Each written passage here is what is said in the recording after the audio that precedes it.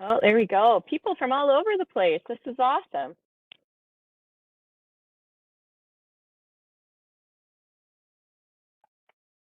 Pretty exciting.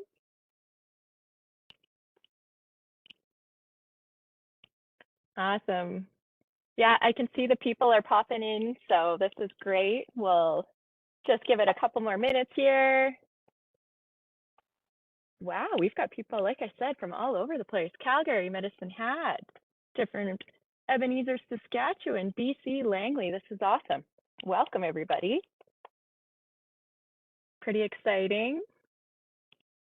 All right, Kay, I've got another one for you.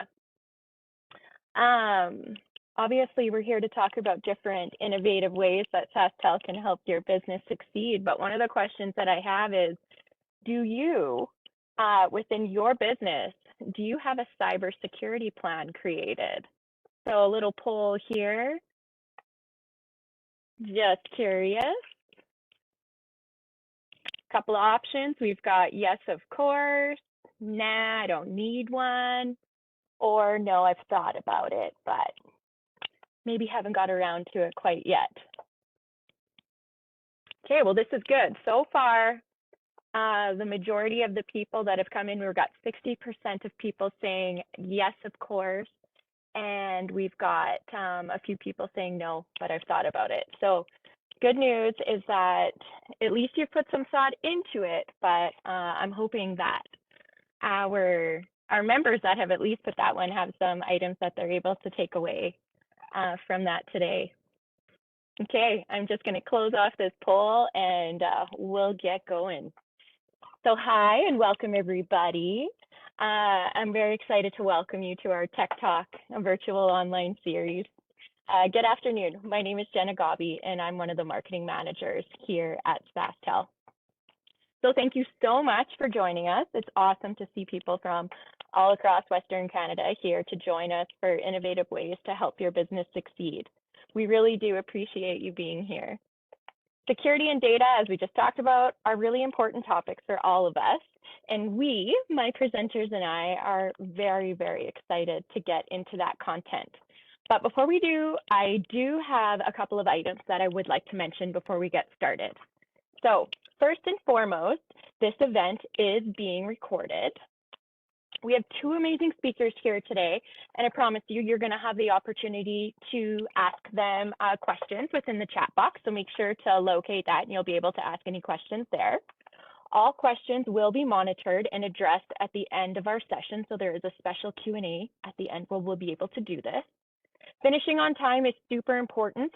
So if we're not able to address all of the questions live in the session, we will answer and email them to you. So don't worry, I've got email addresses for everybody here on site, and I will be able to get back to you if we're not able to address all of the questions live within the webinar.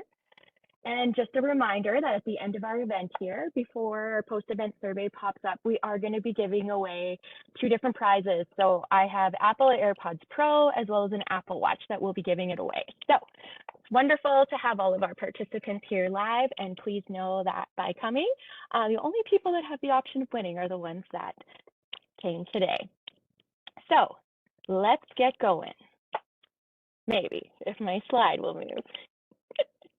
Perfect, here we go. All right, so SaskTel, what denotes our name? Well, from the beginning, SaskTel's primary commitment has been to serve the people of Saskatchewan and beyond with world-class communications, connecting them to each other and the world. That being said, times change and people change, but our focus has always been the same, and that's putting our customers first. So now, SaskTel operates not just in Saskatchewan, but also within British Columbia, Alberta, Manitoba, and we also offer various services. So you can see them here across the screen. I'm not going to go through them all within detail, but we've got various ones such as enterprise networks, data centers, smart services, integrated business communications, as well as cybersecurity that we're here to talk about today. So it's exciting because we are fully owned by the people of Saskatchewan, but we've got a lot of really cool facts that people may not be aware of. So we've been in business for over 100 years, And we've done everything from the telephone, like I had said, all the way up to having data centers and networks. One fun fact you're going to learn about this, I love fun facts, so we're going to hear fun facts about everyone, is that in 1994, we were actually a part of one of the largest construction projects within the 20th century, and that was the English Channel Tunnel Project. So SaskTel, our sister company, SaskTel International, had performed the design audit, detailed system and management audits, as well as commissioning the channel tunnels, telecommunications, and control systems. So that's pretty cool. In 2007, we were actually in Tanzania as well and assisted with the maintenance and expansion of the Tanzania Telecommunications Company. And most recently, in 2017 to 2019, our sister company also assisted Cable Bahamas Limited to assist in developing their wireless network. So people do know us as SaskTel being a Saskatchewan-based company, but we really do serve all across with our people located here within the province. So I think it's exciting to say that we really are Western Canada's and the world's best kept secret for the telecommunications space. So here's a few of the partners that we work with. As you can see, SaskTel Solutions is on here, and that's going to be our keynote speaker today. So who are we? So at SaskTel, we understand how technology is always changing and adapting. And today I've got two pretty amazing speakers that are going to be here to talk to you about the innovative ways that you can continue to help your business succeed and stay away from cyber attacks. So first up is Craig Hall. He's been with SaskTel for 3 years. Now, don't let that fool you. I know, 3 years. You're like, what would he be bringing to the table here? Well, the guy has 27 years in wireline and wireless telecom, both wholesale and retail. He's also been a part of the data center infrastructure and design. He's been a part of enterprise hardware as well as software as a service solutions. He really is a go-to guy when it comes to all of the different things that SaskTel offers. Now, Craig loves working with everyone here at SaskTel because we do have a pretty awesome culture, and he's supported by some pretty amazing people. So fun fact about Craig is in the mid-2000s, Craig was chosen to be the voice of Bell's IVR platform as a national contest. He had won that through an audition. So he's taken a hiatus, and now he's returning and studying voice and acting through an online and in-studio training. So super cool. I'm always looking for people to do voiceovers here within the marketing department. So Craig, I'm definitely going to have to take you up on that. And Jim Kutnikoff. He is CEO of SaskTel Solutions, partner of SaskTel, as well as today's keynote speaker. Jim has been in the cybersecurity game for over 23 years. He has offices across the US, Canada, and has operations in the Middle East. Jim specializes in product research, deep web analysis, and cybersecurity training and education. So I've worked with Jim for a while, and he's a really, really good presenter. So I can promise you that you are in for a real treat. Fun fact about Jim is when he worked in Japan, he actually did some work with Nintendo, and I think that is so fun and so cool. So what are our goals for today? Well, first and foremost, SaskTel education. How can we help you with your business? One of the things we're going to talk about is that security plan. Do you have one? It's our objective to get you thinking about security and that security strategy. So I want to know and I want you to think about, what do you have in place? What do you need to have in place? We're also going to be here to help you dispel some security myths. And our hope is that you, our audience, feels confident understanding the various options that you have for security and some of the different ways that you can innovate your business. So how are we going to do that? So we're going to do this by focusing on some smart services. We're going to talk about security and some different bundling options, and just give you all of the things that you need to know and think about in terms of developing that plan. So with that, let's get going. Craig, I'm going to hand it over to you.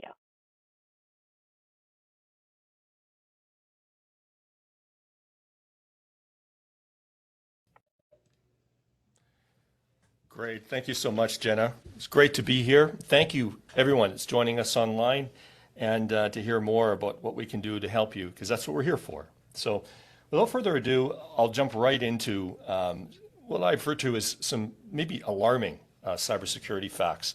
And the way this has come about is through a study that was conducted back in 2021, 2022. It addressed these cybersecurity facts that had to deal with ransomware. So may or may not know that ransomware payments in North America actually have increased from not a small amount, 60 million, but ballooned right up to over $180 million. And that was actually a fairly short time span. So you can see that as time has progressed, that it is continuing to be a more alarming issue. And as business owners or IT professionals, you continue to face this as a reality every day.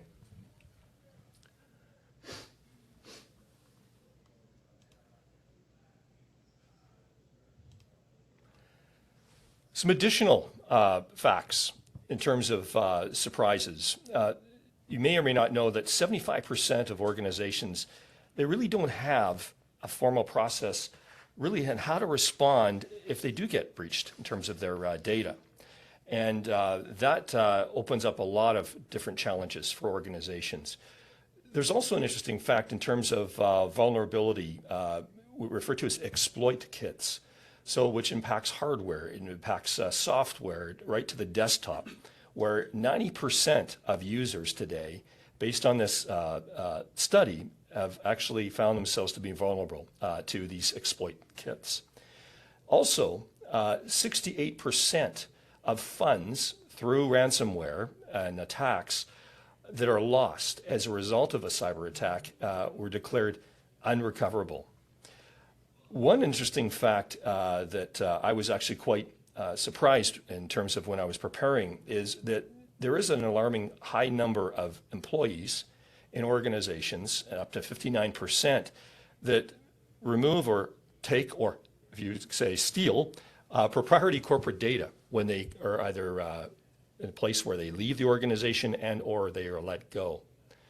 And another interesting point to point out is the fact that if there is a data breach, there is a scenario of time, in the average, it takes up to 66 days for an organization to actually fully contain a data breach. So when we look at cybersecurity, what is cybersecurity? And there's some areas that have come as an interest to many, and maybe some of you that are joining us today. Some of it you may already know, but I mean, really, what is an attack? Who's being targeted? Why are they being targeted? And what particular exposure does it provide to your business? And not only that, if you are in a place where you are breached, what will happen in terms of the impacts to your organization? So if you think about it, technology, it's taken giant leaps forward, and the speed of technology, it leaps forward, and it's just getting faster and faster, and it's increasing. And as a result as well, we have also become more connected more than ever before. So what that means is it actually has now increased the threat of cyber attacks. So if you were to actually define cyber attacks, you would consider it to be it's an attempt by malicious individuals or groups to breach the security of a network or a system with the goal of stealing, damaging, manipulating, or preventing access to data. So if we look at the past and what has happened, and you've seen in the news and as it's rolled out over the last several years, malicious groups really would often target businesses due to the value of the information that they were in a place where they were holding on to. And as a result, they were targeted specific. Now, that's not really what's happening today. As you also have known, there are state-run actors, organizations that are just set up so that they are now using a more mass market approach, where they're basically taking a shotgun and literally going out to the market and attacking hundreds of businesses all at the same time. So what is the bottom line? Well, the reality is that really all businesses are targets. So what is the goal of an attacker? Well, the goal of an attacker is to prevent you from accessing your own data and extort money from your organization. A University of Maryland report indicated that a cyber attack actually occurs every 39 seconds. It's just hard to comprehend, but that is a reality. And as a result of that, cyber attacks against businesses have also brought about some significant consequences. So for example, a ransomware attack could lead to the loss of critical data, such as financial records, customers or suppliers' confidential information, and other sensitive information. So here we are as a business, and you're sitting there going, okay, well, that's interesting. There is a scenario in terms of risk involved in going forward in the absence of having a cybersecurity plan. And what we're really here to do today is to really to provide you an awareness of really where you're at, some options and opportunities that we might be able to help you, or you might be able to help yourselves to combat this particular challenge. So in reducing exposure, really becoming a victim of a cyber attack, as I mentioned, it can lead to financial or legal jeopardy. The second area in terms of how it affects your business may be in the areas of continuity of your business. So the importance of having a cybersecurity posture in place helps the continuity, and it minimizes your downtime or disruptions that could be caused by cyber incidents. And thirdly, the trust of customers, suppliers, and even your employees. So if you happen to be attacked, it will actually potentially erode the confidence of your particular customers and how they share information with you. So in fact, if they have confidence that you have a cybersecurity plan, that you actually do protect data, they're actually more willing to divulge that information to you as a client. And finally, there's the regulatory, or referred to as mandatory, aspect of cybersecurity. So as attacks become more prevalent, there's more regulations that are also being stipulated today through government means, in terms of public policy. And as a result of that, there is a pressure and a requirement for many organizations to actually follow and comply under that. And here's an interesting thing in terms of insurance. Insurance, and it comes down to providing protection against cyber attacks and having cybersecurity insurance. What the insurance companies are looking at currently is taking a business through a process where they have to see evidence or proof thereof that you are in a good place in terms of your cybersecurity posture. I was actually at a session this morning with an insurance specialist, and this came forward that in the years 2017 up until 2020, they were underwriting a significant volume of policies and dealing with cybersecurity. When the pandemic hit, during the pandemic, there was a number of cyber incidents and an uptick, dramatic uptick. And then as a result, a significant payout by the insurance companies. The underwriting volumes, in terms of the number of underwriters, they were at one time dealing with 15 insured organizations. They're now down to 2. So the insurance organizations, or the insurance industry, is getting more and more prudent in terms of what they're looking for and what they're insisting on. And it's a fairly significant application process. So that's something that to really address for yourselves as your own businesses going forward. Cybersecurity now takes us to the place of where do we go from here? Cybersecurity, there's some complexity. There's different levels of security. There's areas of security.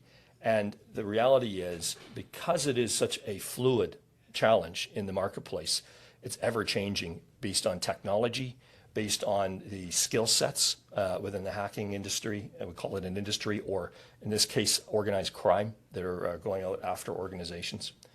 So really, it's not a one and done scenario. So because threats are ever changing, these everyday vulnerabilities emerge. So looking forward to hearing what Jim has to say in terms of his experience, and he really has some great things to share with everybody today. When it comes to SaskTel and what we're able to help customers with when it comes to cybersecurity and looking at your current organization, there's all kinds of different things that we can do. And, really, and it comes down to it, it's sitting down and spending some time talking to us. We're here to help you, and looking at, the different types of approach you can take to your cybersecurity posture.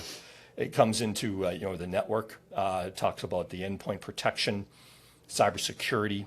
You'll hear from Jim as well in terms of training, phishing simulations, vulnerability scanning and consultation.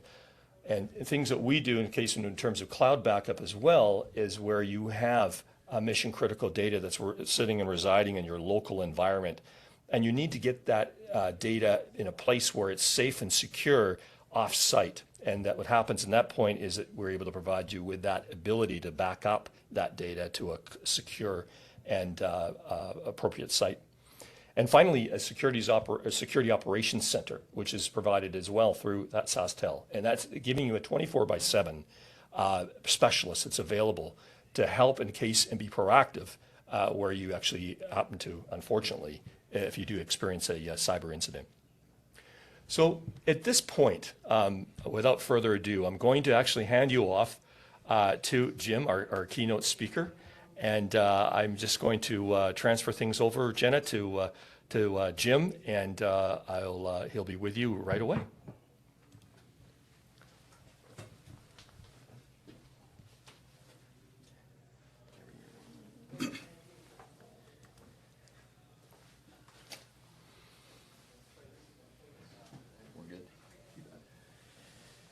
Good afternoon, everyone. Very pleased to be here and presenting as the keynote speaker for SaskTel. We're very honored to be a SaskTel partner in the security space.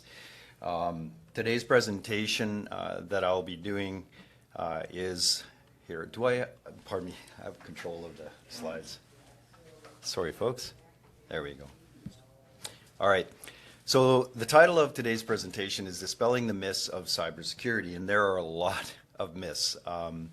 Before I get into it, I'd like to just kind of recover what Jenna had told you earlier about our company.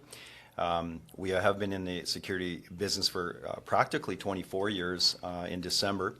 Again, we are located in Austin, Texas, Calgary, and we have operations in the Middle East. We specialize in security and nothing but. We don't sell any particular device or application. We haven't done that for many different reasons, primarily because in the security space, you can be a wonderful product today, but you might be in trouble tomorrow. It's just an ever-changing business that we live in, and therefore we remain brand agnostic. We have a product research and development division in our company. We've developed several different managed security services over the last 2 decades. We're heavily involved in cybersecurity training and education, both online and offline. Managed phishing simulation service, we developed a platform and we operate a managed phishing simulation service that is like no other assessments, also referred to as scanning. We offer that as well, deep web analysis, as well as ethical hacking. Ethical hacking is becoming more and more popular as time progresses here as kind of the de facto way to test corporations for their cybersecurity resilience. So we offer that. Lastly, we are very heavily involved in NIST audits, ISO audits, and also SOC 2 readiness compliance audits. All of our folks that work with us are certified in the below certifications, CISP, CISA, CISM, even Security Homeland Security Level 3. So I'd like to talk briefly about the state of cybersecurity. It's a mess, quite frankly speaking. Over the last 2 decades, we've saw just a tremendous increase in cybersecurity events. The pandemic didn't help. There's many reasons for that, but primarily there were a lot of people that were not, let's say, fans of the internet who now were forced to use the internet for online banking and communication, things like that. A lot of people that were first-timers to the internet joined and started using the internet, and thus there was a lot of problems that resulted from that because of the cybersecurity bad actors were taking advantage of the people that weren't, let's say, internet savvy or security savvy. So there was a big increase in that. It's no doubt everybody understands that we're in a world that's quite different than it ever was. There's a lot of political unrest. There's a lot of cyber breaches and hacks on bulk power plants, telecommunications, communications, transportation. It's really quite scary. We have full access to the underground, if you will, and we realize that there's a lot of bad things that are happening, unfortunately, but that is the world that we live in.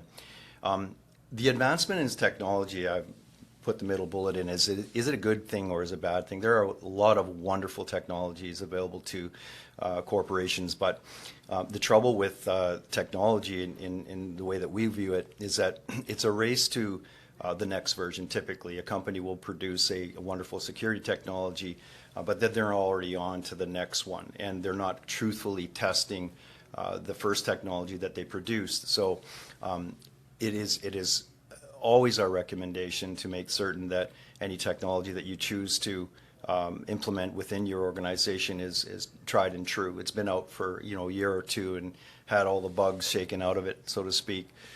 That's the recommendation that we would give in terms of technology. It's a wonderful thing, but just beware, make sure it's the right technology and it is tried and true. There are several things that can be done about cybersecurity. I'll get into that in a bit, but primarily, more so than technology, security is by and large a people problem.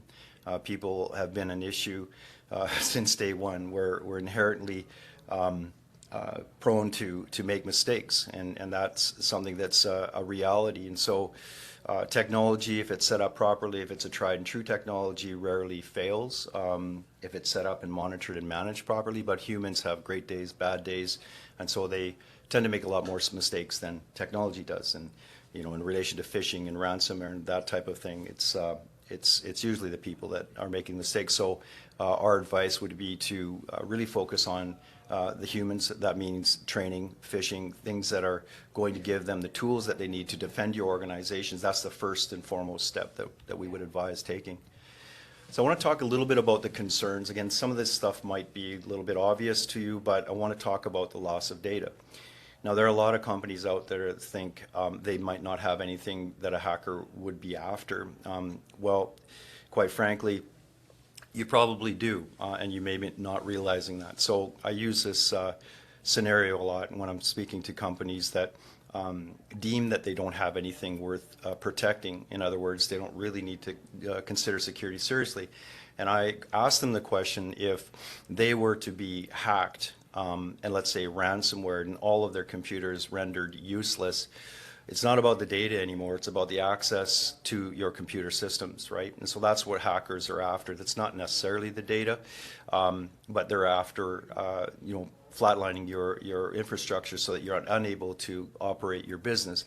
Data itself is obviously very important. It's the foundation of most companies these days, and it needs to be protected. But don't mistake data for the opportunity for hackers they're really after to flatline your organization. That's what ransomware is all about. Reputational damage, again, this is something that's extremely important to recognize, is that most companies that are ransomware or their name ends up in the news, they rarely recover from this, and something that's an unfortunate circumstance, but it's true. Over the span of the last couple decades, we saw several companies that have been ransomware and never really recovered. The customer confidence is eroded, their reputation is damaged, and it's very difficult to recover. The cost of recovery is extremely important. Craig had mentioned that, and it is something to realize, because if you're fortunate enough to have a team inside that could recover your systems and format your hard drives and clean up, then you at least can limit your costs and outlay of cash to recover your systems. But if you're having to hire a third-party company to do that, you're going to be spending a lot of money doing that, because they're like ambulance chasers, so to speak. They know you have a problem that needs to be solved. They're going to cost a lot of money. Cost of downtime, again, this can be just really simplified into this simple question. So how much downtime can your company afford? A lot of times you can measure that in the span of a minute, 2 minutes, an hour, 2 hours, a day. It doesn't take much to figure out how much it would cost your corporation to be out of business in the sense that your company is inoperable from an IT perspective.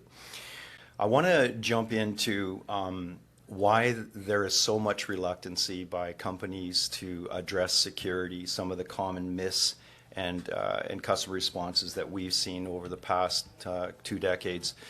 One is cyber attacks are other companies' concern, not ours. And again, I just touched on that briefly, but you want to consider that many of the hackers are targeting SMB space because they realize that a lot of the SMB's companies are ill-equipped. Either they don't have the resources, either financial or human resources, to bolster their security. So they become victims. They're the number one target of hackers to the degree of, I think, 47% of attacks go to SMBs, statistically speaking. So you want to know that you are a target regardless of how big your companies are or what you have or have not in terms of data or something to protect. This is primarily why smaller companies are the main target. The next bullet here would be, this one I can talk for days on, but technology is the answer to good security. And so what I mean by this is primarily when an IT budget is prepared or available, quite often it's blown on the most expensive security widget, gadget, whatever it has you, and it's really overkill. It's been marketed very well. It's a very popular security device, and the IT person will go out and blow that budget on that particular device. That might not even be the right device for your infrastructure. There are no silver bullets. For over 2 decades, we've proven this time in and time out with, very, very big brand name manufacturers of security appliances and services products. We've bypassed their security. We've been able to, let's say, circumvent, for the lack of a better word, with our penetration testing, and we know that there simply are no silver bullets. So don't place any blind faith in one particular product or service because it's just not possible. Again, going back on, the more expensive the product, the mindset, the more expensive the product, the better it should work. That is a common misconception in this IT space. You need to find out and you need to research what the best product is for your particular application. Don't be fooled by, marketing and advertising gimmicks. The other one is security is the responsibility of the IT department. Again, this has historically been the case where upper management puts a lot of faith in the IT division, right? There is a great divide between the two. Quite often the management will believe everything the IT people are saying. They're doing their best job, their best effort, but it's rarely challenged. And so the upper management would rather just leave the conversation and not have it and trust the IT person in what their recommendations are, rather than question the IT person, or to have a debate or discussion, or bring other people in for their advice or their opinion. So there's a great divide that's a real problem, and so I would encourage any of those out there that are in upper management to have deep discussions with your IT people, not just take what they say as par value and blind faith. Because your IT guy is not your security guy. This ruffles some feathers amongst IT people, but they're great at what they do. IT sysadmins, network admins, they do wonderful work. I mean, they're the backbone of most organizations, but they're not security people. IT security is like an island on its own. It's a separate part of IT. It's like a specialist, a bone specialist versus a general practitioner, right? General practitioner knows a lot about medical everything, but that bone specialist knows everything the general practitioner knows, plus they know about bone. So that's kind of like the way security is. It's really important to find or seek advice from a security professional. Again, this happens as almost like a natural occurrence in most companies, where the IT person starts off with a set of duties within the organization, and over a period of time, he just becomes that dedicated security person because he's there, right? There's no real, formal education going on. There's no real validation that person actually understands security as well as they need to. They're just given that title and that responsibility, and that's a real dangerous thing. So I would make sure that whatever you're having your IT staff do as it relates to security, that they at least have some guidance by a security professional, without any doubt. So hacking poses the highest risk to corporations. This is absolutely a false myth. It's something that most people believe to be true, but I can tell you that over the last 23 years of doing penetration testing, it's not the highest risk. The highest risk to any corporation is the humans, right? It's phishing, it's ransomware. Hackers would rather just send an email through the front door rather than pick the locks on a server in the back. It's a lot more complicated, a lot more difficult to do that than it is to send out a phishing email, which could have the same effect as a hack, right? So hacking isn't your worst nightmare. Phishing and ransomware, and the persons on the front line of your organizations are the weakest link. Again, I talk a little bit about the people, process, and technology. People are important, but they are the weakest link. Process is important, and technology is really there to support the people and the process, right? Those three elements in the last bullet are incredibly important. You can't have just a great piece of technology without any people that understand how to manage that technology and operate it. The process, you have to have a plan in place, you know, whether it be a security policy, whether it be a BYOD device policy, you have to have some process in place to govern all of those things. So those three elements are critically important to a good security program. This bullet here, software manufacturers are responsible when it comes to security, and that is an absolute myth. And that is really the reason why there are so many patches and updates. The thing is that we're the guinea pigs for these manufacturers. They're so busy trying to scramble to 2.0 that they release these software packages in any way, shape, or form, and they're full of issues, right? And we're the ones that are finding out these issues, reporting back to the manufacturer, and then they release these patches and updates, right? So we're the guinea pigs. So they aren't responsible. You should never, you know, rely on a company for being responsible in relation to a software package, especially a new one that's new to market. Again, I'd steer away from that. It's same thing goes for example, a new Microsoft operating system, right? Don't be so hastily interested in installing that operating system, because there's a lot of issues there that have been undiscovered yet. And as I said, we are the ones that are discovering things and reporting back to the big companies, and they release these patches. So beware of that. Yes, and so again, I think I'd like to round off this conversation with giving you guys some advice on kind of how to address security. I'm saying this not just because we've been in security for so long, but it really, really is important to you know, seek out the advice of a security pro. That person is going to be able to provide your IT department with some very valuable information and insight in a very short period of time, because they're a seasoned pro at what they do.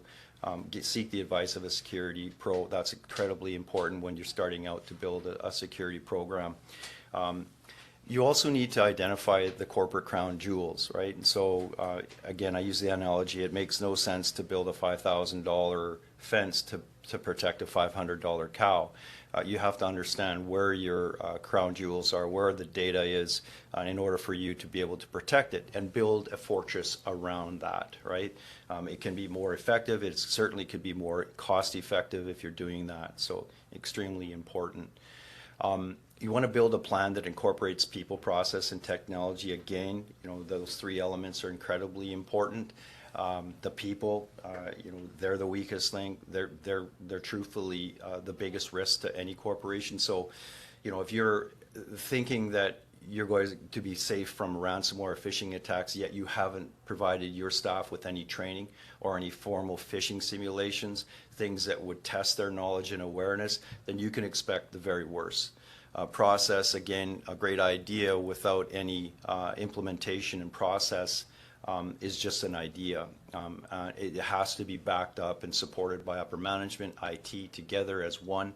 And technology is really the foundation there. You identify the issues with the people, you identify the process that you want, and you support it with the technology that makes sense. You don't go out and blow your budget on some security, thingy just because it's been marketed well. You want to address the issues that you need to. You want to identify the areas that you need to protect and build and support it with the technology, and you need to implement that plan. It's really important that the whole organization, from top to bottom, the upper management, the middle management, and the IT become one force. You have to implement the plan together. It has to be cohesive. If you just allow the IT to do their thing, it's very dangerous. Upper management needs to be aware of what is happening in the IT department. They don't need to get meddling in it, but they should know what the issues are and be part of that plan. Extremely important. And the last bullet here is to perform regular checks and balances. So there is no, one and done in security, because things happen at such a high rate of occurrence. There really is a need to revisit the plan, revisit the technology, make sure the people are trained and aware and are managing that plan. It's extremely important. Security issues happen faster than the speed of light. They truthfully do. So make sure you're doing that. Extremely important. All right. That, I think, brings me to the end of the presentation. And I'm going to pass it back off to Craig here. Thank you for your attention.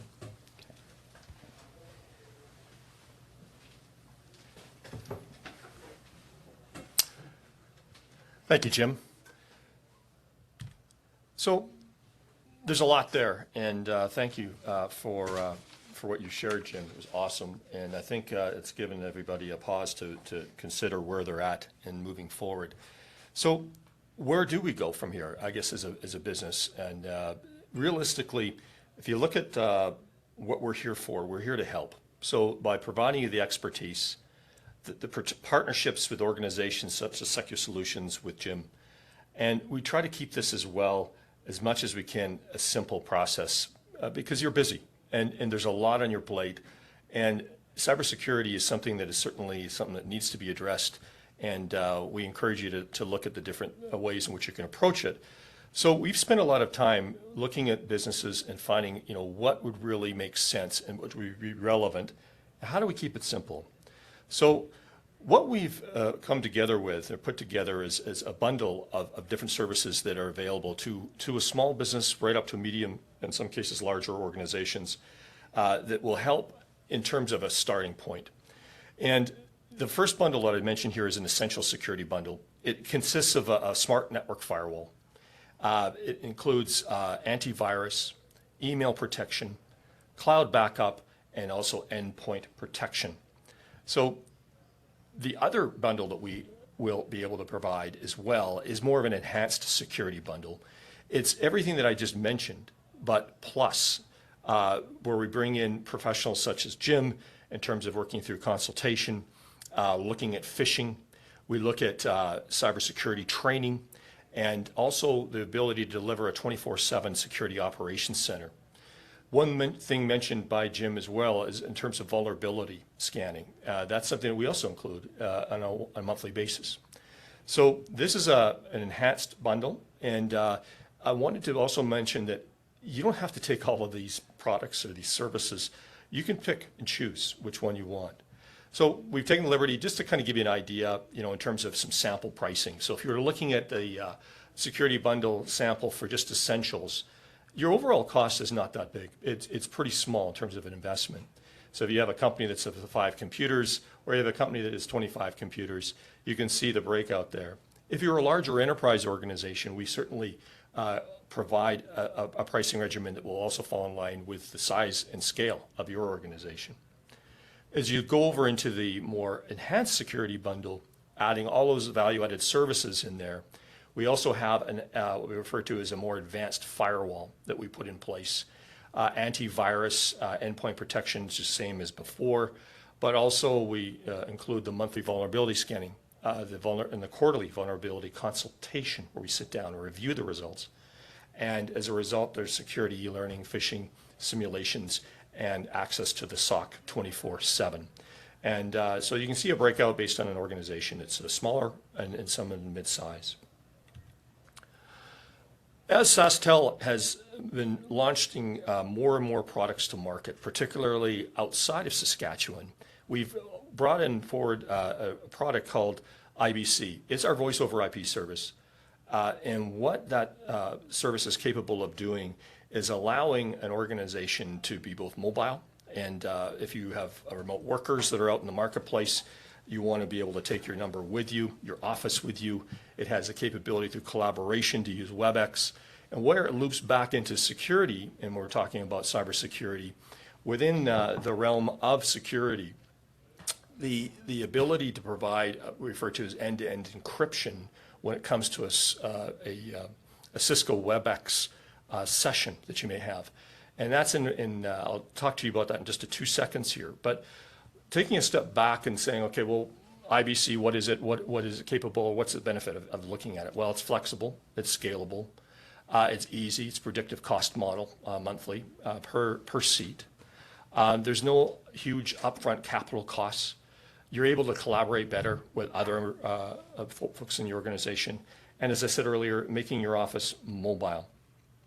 Where I loop back on the security mentioned earlier is that through the NSA, through certification, if you look at end-to-end encryption as a service, Cisco WebEx, which is part and parcel within our IBC platform, provides that end-to-end encryption. And you look at it comparatively speaking to some very large organizations like Microsoft's Teams, Slack, or Zoom.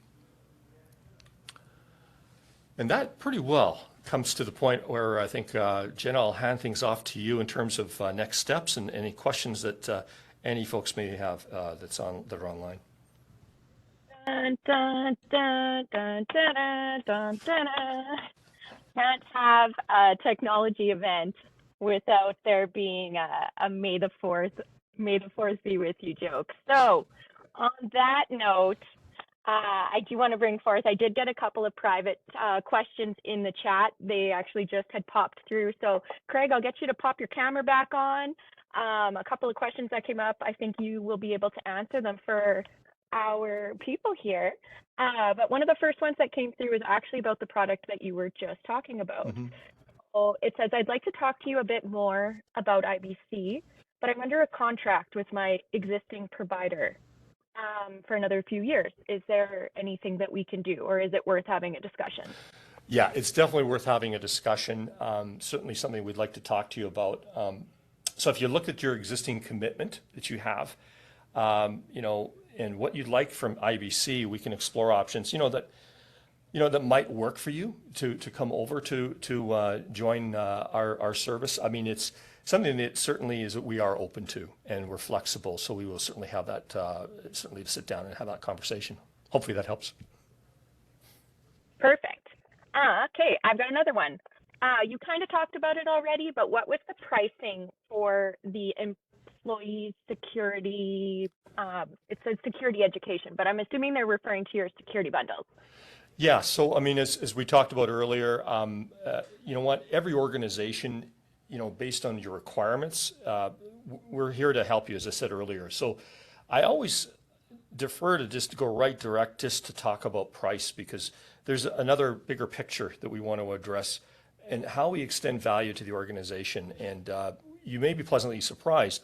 We're not here to try to oversell or provide you something that really you don't need based on scale. So I'd be open to, again, I put that offer out there. If you want to talk and have a conversation surrounding it, please don't feel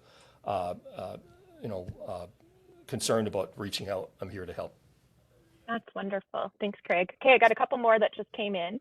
How often should I be reviewing security training with employees within my company? This one would probably go both to you and or Jim. Yeah. Would you think maybe every 10 business, I don't know, what would you think in terms of, Jim? Well, if you're doing training, ideally it should never stop, right? Because again, security is always evolving and always changing, like phishing attack vectors change like the weather does, right? So what you learn today may be very different than what the challenge will be in a month from now or a year from now, right? So evolving continuous training is absolutely imperative for sure. Excellent. Yeah. Thank you. Thank you. And it looks like I've got one more. Can SaskTel help manage configuration or setup changes on the security device, or is it self-managed? Sorry, either or. We can provide certainly assistance in terms of configuration. There's no question about it. That's what we provide. But there is an enablement through a portal for an end user in this case to do their own configuration if they choose. They therefore choose to. Oh, that's great. Okay, well, thank you. If there's any other questions, please pop them in the chat. Craig, I'm going to get you to swap slides for me here. I have pulled some names, and I'd like to announce our two winners that we have here. Oh, it looks like I have control again. Hold on, I'm going to change the slide. There we go. Okay, so I've got a couple of prizes here that I would like to give away. I also have a survey that I'm just bringing up on the side here. I would love it if you could share any feedback that you have with us while I'm announcing our winners. Okay, so we also have a couple of deals. Craig mentioned our IBC product. I've got that up on the screen here. So if that is something of interest, by all means, please let us know and we'll be able to walk you through those particular promotions. But our prize giveaway, the first one that we have is an Apple Watch. And I am actually very excited to give that Apple Watch over to Chris Dollinger. So Chris, if you want to stay on after we exit the webinar, I'll collect some additional contact information from you so that I can get this sent over. And the secondary prize that I have is for our AirPods, and that is going to be given to Matthew Burke. So congratulations to both of you. Once again, I have both your emails and I will reach out to you, but I would like to just collect some additional information from you, or if you prefer to send it to me via email, we can do that too. The survey is up, and it actually looks like I have one more question that came through. It says, do you guys use some Linux to scan filter any kind of threats? Sorry, could you repeat that? Could you repeat the question again? Sorry, Jen. Sure can. It says, do you guys use some Linux to scan filter any kind of threats? Linux, is that a, what's the word I'm looking for? Yeah, so it's an operating system. Yes. So if the question is referring to when we're doing a vulnerability assessment per se, there's certain technologies that we've adopted, both a proprietary software as well as a well-known software to scan for vulnerabilities. But it's not necessarily operating system dependent. It will scan and assess any operating system that it can access from either the internet externally or internally. I'm hoping that answers the question. Thank you, Jim. I will just hang along the line here in case there are any other questions that do happen to pop in. But if there isn't, I just want to take a quick moment to say thank you so much for attending. I will be sending out a recording of our webinar afterwards, so that if there's anything that you would like to rewatch or get some additional information, each of you will have the ability to do that, and you'll receive the recording link to rewatch. So once again, the survey is up, and I would love for you to give us any sort of feedback so that we know how we did. But if not, I thank you so much for attending. And Chris and Matthew, I will stop the recording and we can hang out for a moment and I'll collect that information so I can get your prizes to you. Have a great day. Thank you so much for attending. Bye-bye, everyone.